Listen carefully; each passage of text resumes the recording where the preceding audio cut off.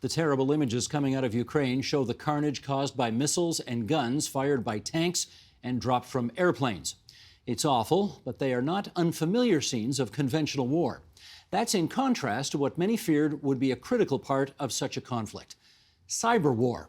Joining us now on that, in Stanford, California, Jacqueline Schneider, Hoover Fellow at Stanford University's Hoover Institution. In Washington, D.C., Brandon Valeriano, Senior Fellow at the Cato Institute and a Distinguished Senior Fellow at Marine Corps University. And in Kingston, Ontario, Christian Leuprecht, Professor at the Royal Military College of Canada, Director of Queen's University's Institute of Intergovernmental Relations, and co-author of Intelligence as Democratic Statecraft. And we're happy to have all three of you on our program tonight to help us understand this most confusing part about the war in Eastern Europe. And I want to start by just looking at some predictions made at the outset of this war when it comes to cyber attacks and operations within Ukraine. For example, a headline in Politico said, "A Russian invasion of Ukraine could redefine cyber warfare." Former White House cyber expert Jason Healy said that it will be the first time a state with real capabilities is willing to take risks and put it all on the line. A report from the RAND Corporation warned of the, quote, massive employment of cyber warfare tools to create shock and awe, causing Ukraine's defenses or will to fight to collapse. Let's explore that. Jacqueline, to what extent have any of those things happened? So none of those things have happened. And I think if you look back at the work that Brandon Valeriano and I and many other scholars within academia have been doing, we actually didn't anticipate that cyber would look like a bomb or that cyber would decrease the will of the Ukrainians to fight. In fact, a lot of the academic research conducted over the last 3 to 5 years suggested that the cyber war would play out exactly how it has played out so far. Brandon, are we learning that cyber operations actually, apparently, are not all that useful when it comes to the battlefield? Well, yeah, that's something we've thought for quite a bit of time, that they're not really coercive, they're not really useful on the battlefield, that this idea of decisive victory through cyber never really was true, logically, empirically, historically. Christian, why do you think? Tell us your view on why you think things have been so quiet on the cyber front. Yeah, well, it's either the dog that didn't bark or the dog that hasn't barked yet. And so I think there may be also an issue of perhaps the Russians sort of keeping their powder dry. It may be that perhaps we're better prepared than we thought we were. It may be that the Russians just simply aren't as capable as we thought. We may be doing a very good job at suppressing certain of their capabilities. So, for instance, there appears to have been some impact on ransomware by some of these state-tolerated dark actors in Russia. So it seems that there is a significant amount of activity. And so I think it's difficult to tell from the open source evidence how much of this is attributable to what particular types of causes. But I do think perhaps the Russian operatives were caught as unprepared as their kinetic counterparts in having to operationalize a cyber campaign. And so they just perhaps didn't just have the time to actually pre-position themselves and shift from espionage capabilities to subversion or sabotage capabilities at the scale at which would have been necessary on this very short timeline. Jacqueline, does that make sense to you? Yeah, if you don't mind, if I could throw in a little bit of a caveat, because while we didn't see cyber operations looking like a bomb or looking like an aircraft, I think we are seeing cyber operations play out in an important way on the battlefield. There are reports of hacking into satellite networks that may potentially have had a large impact on Ukrainian abilities to command and control their forces at the beginning of this conflict. And I think as this conflict goes on, we're going to get a better understanding of how the Russians have tried to use cyber more like an intelligence tool or as a sabotage tool to try and create fog, to try and create uncertainty and decrease the ability to command and control. And I think when we look back in the future at puzzles around this conflict, and why the Russians have had such a difficulty controlling and commanding their own forces, why they seem to be always talking on unclassified networks, I think we're going to find that there is a much larger role for cyber operations, but it's going to look a lot more like intelligence and a lot less like bombs. And I think that's the overarching lesson that states should take from this conflict, is that where cyber matters is how it increases the fog and the uncertainty of conflict, and how it changes the information that states have in order to make decisions on the battlefield. We will come back to that, but Brandon, I wonder if I could get you to follow up on this angle of the thing. If there's one thing that I suspect makes this war very different from previous ones, it's the amount of social media proliferating throughout the conflict. There are people on all the TikTok, all the formats, all the platforms, all the time, who are bringing us this war in real time, in granular detail that we may not have seen before. I don't understand why the Russians presumably could, but haven't, used cyber to knock all that capability out. Why do you think they haven't done that? Well, I think that's a very big ask for any organization, even the Russians. And I think perhaps we maybe have overestimated the Russians, particularly in their ability of information operations, because we've talked about active measures and reflective measures and all these ideas about how good the Russians are, particularly in relation to 2016 and the U.S. election. But it's never been really proven or demonstrated that they've been very effective. And this just shows their continual failures all around on the battlefield, in cyber, and all aspects of diplomacy. So, Christian, it's not the case that the Russians could, if they wanted to, simply knock out the capability of Ukrainians to upload these messages and send them all over the world? Yeah, I mean, the Russians have also burned a lot of their capabilities because they're so hyperactive in cyberspace. That also gives us good insights into what capabilities they actually have. And if you think about sort of offensive operations, that is to say, the capability of multiple Western intelligence agencies to peek into Russian capabilities and Russian actors, both in terms of capabilities as well as their intent, it may have also, I think there's at least some evidence here that the West has sort of kept its powder dry and is able to intercept some of this ability by the Russians to operate in sort of with impunity in this space. I think there's also still a trial and error element here, that when it comes to kinetic warfare, we have a pretty good idea of how deterrence, intelligence sort of interact and how we use those.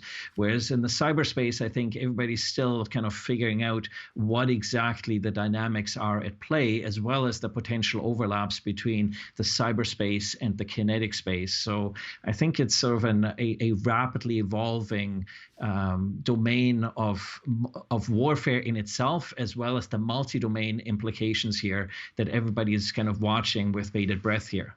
Brandon, let me follow up with you on that, because cyber was apparently used to great skill by Russia 7-8 years ago when they took over Crimea.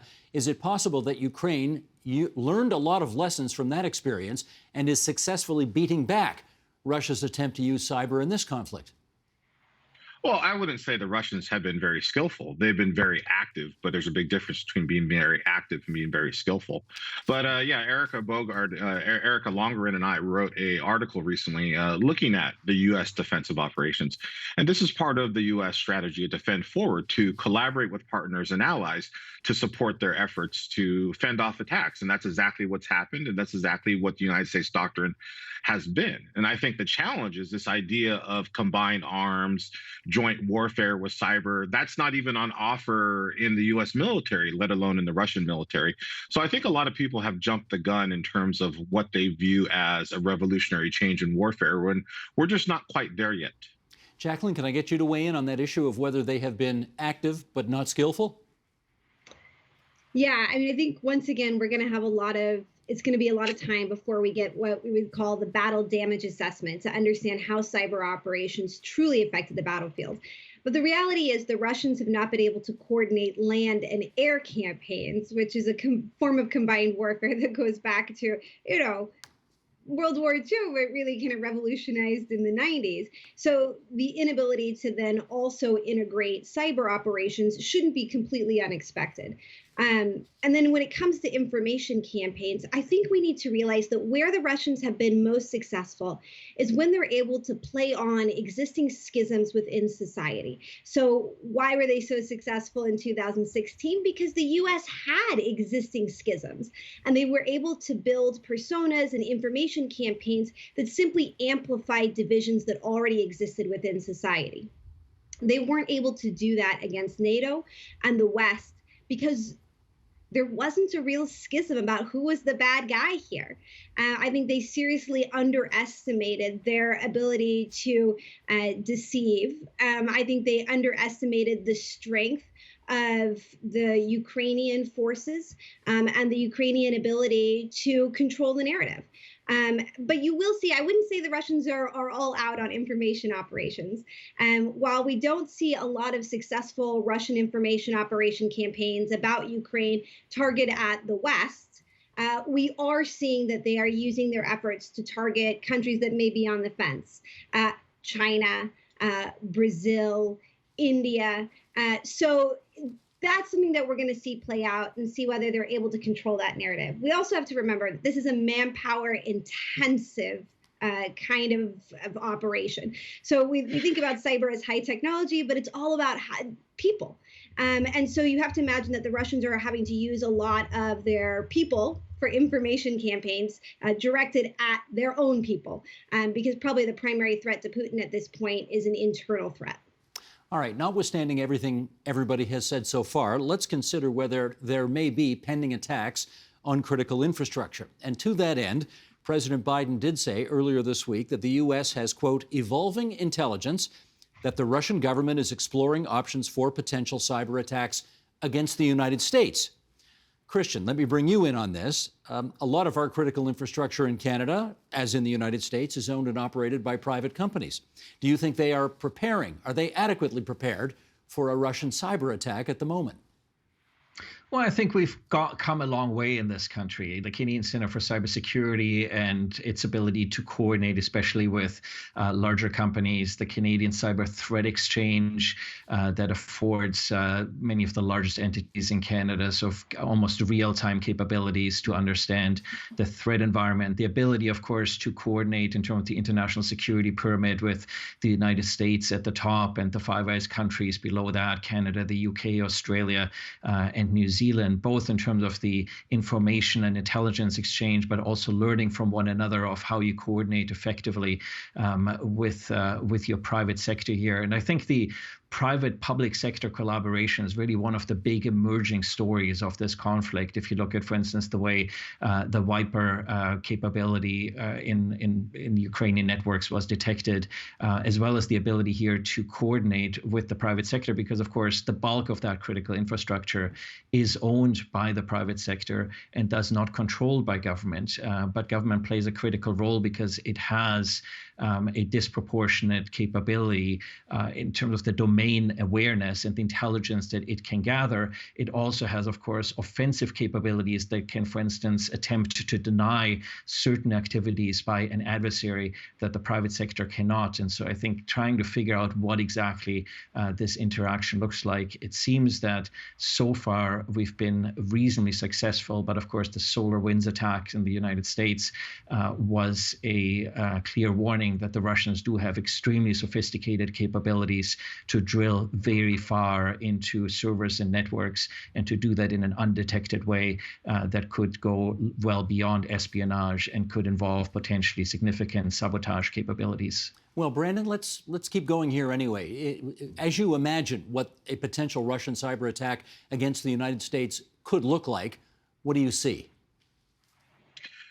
There are a lot of targets, and I got to say we've gotten a lot better, but we also need to do better. And I think one of the messages that has been going out with the U.S. government is that we need to harden targets. And that's something a lot of people have been saying for a long time, particularly the Solarium Commission looking at cyberspace strategy, is that we need to think about layered deterrence. We need to think about defense in depth, and we just haven't really done that before.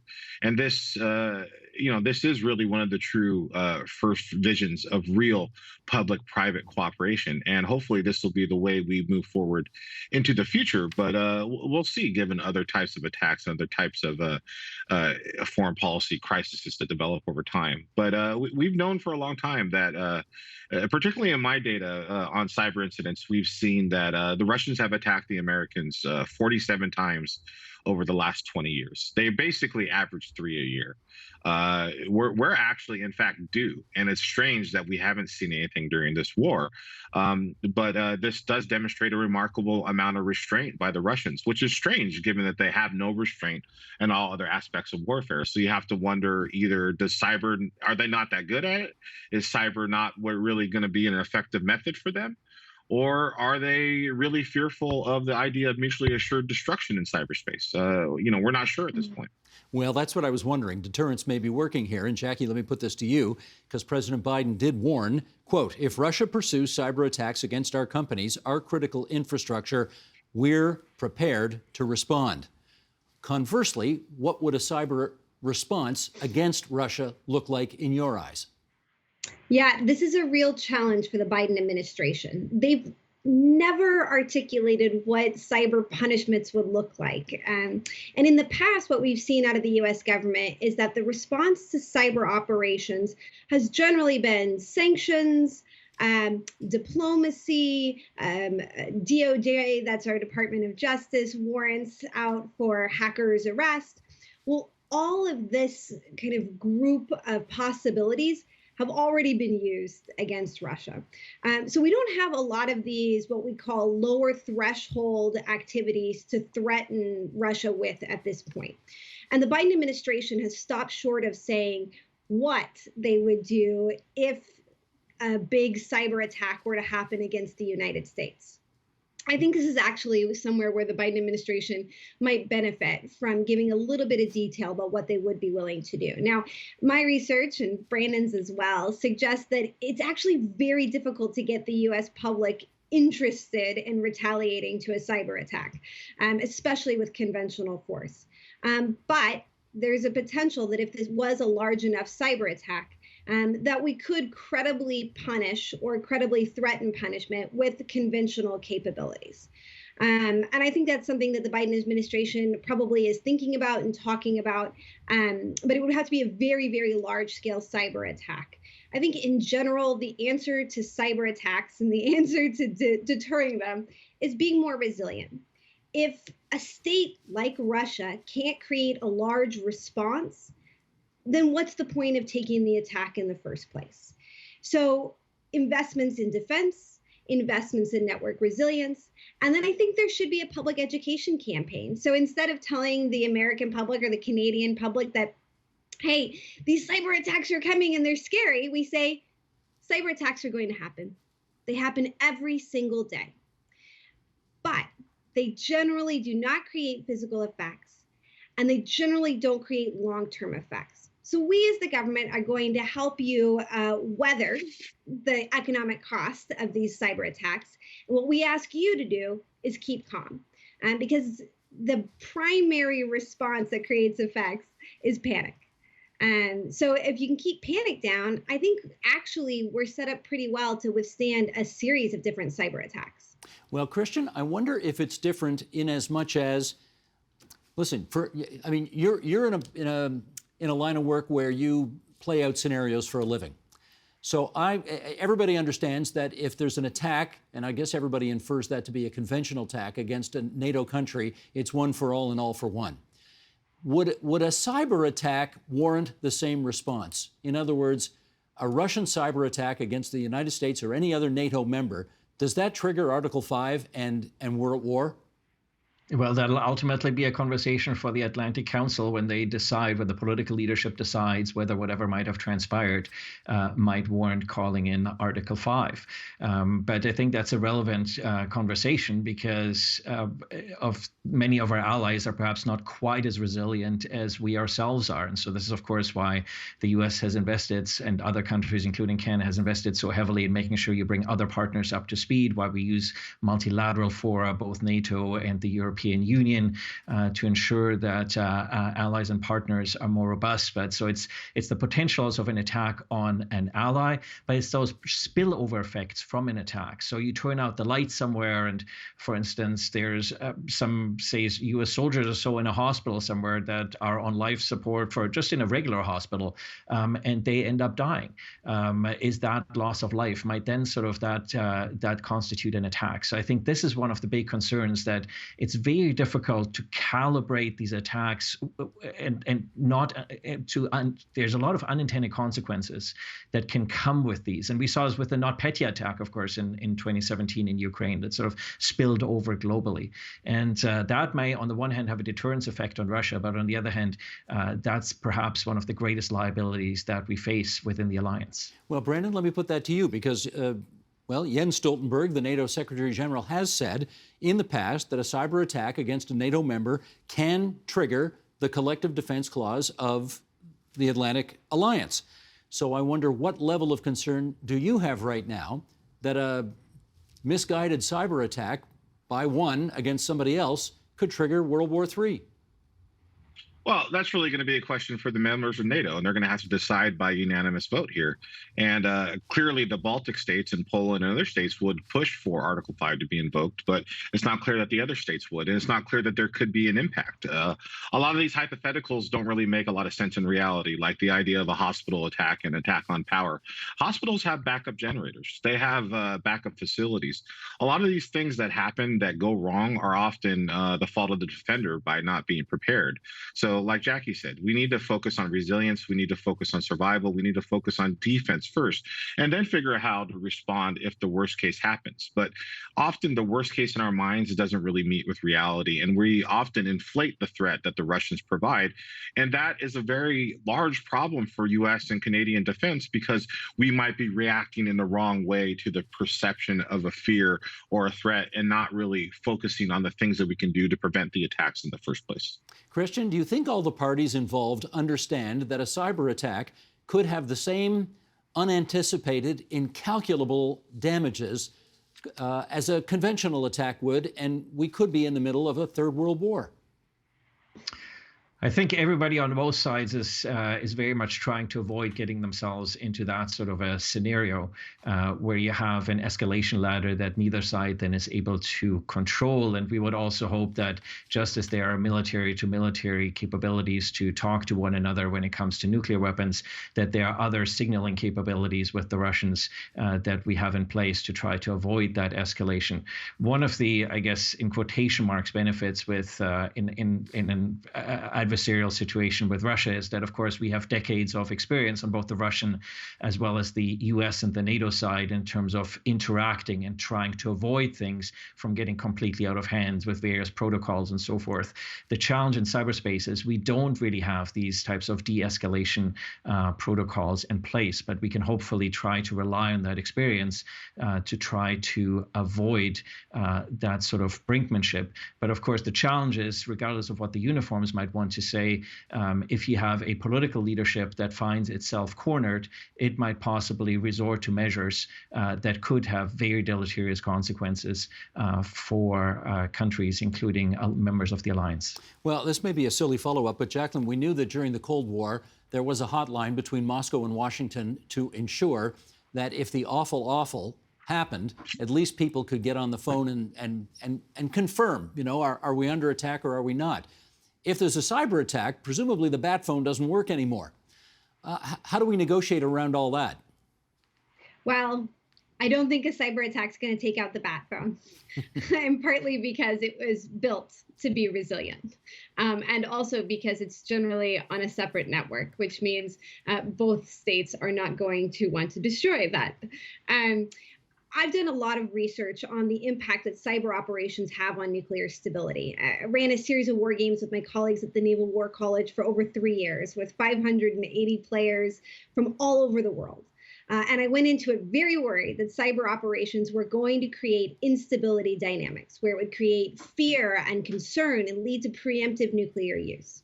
The good story is, in these, with 580 players, we never saw a link between fear of cyber attacks and preemptive nuclear use. This is good. But what we did see were incentives for accidental and inadvertent escalation. So what does that look like? On one hand, for folks that have cyber capabilities, we found that they're generally overconfident with cyber capabilities. So if a state like Russia or the United States thinks it can take out a nuclear command and control, they may be incentivized to use this type of cyber attack early in a conflict because it feels less escalatory.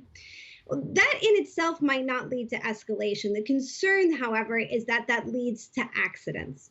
And that's actually where we see the largest effect of cyber operations, is in creating confusion and creating accidental responses. And that's the concern with how cyber operations might affect nuclear stability. The other concern is that if a state really thinks they're vulnerable, that they will pre-delegate decisions to launch nuclear weapons to a lower level or automate that decision making. Now, we have no indication that either the United States or Russia is moving in that direction. But I think it would be worthwhile for the states to have a communication about how this could trigger accidental escalation. But I am not concerned about preemptive escalation. And I'm actually, the phenomenal empirical puzzle that I find in my work is how little reaction cyber operations create. It's not that people are scared of a hospital attack and so they overreact. It's actually that they don't even do the basic authentication and password procedures you need for basic cyber defense. So the concern really is that cyber operations lead people to be complacent and that accidents occur when they should not have occurred. But my concern is not that it will. I actually am not worried that it's going to trigger Article 5. I'm more worried that errant bombs and air defenses and shooting down aircraft, I'm more worried that that could trigger Article 5. That sounds like a somewhat hopeful note to leave this on, so maybe I should take that and run with it.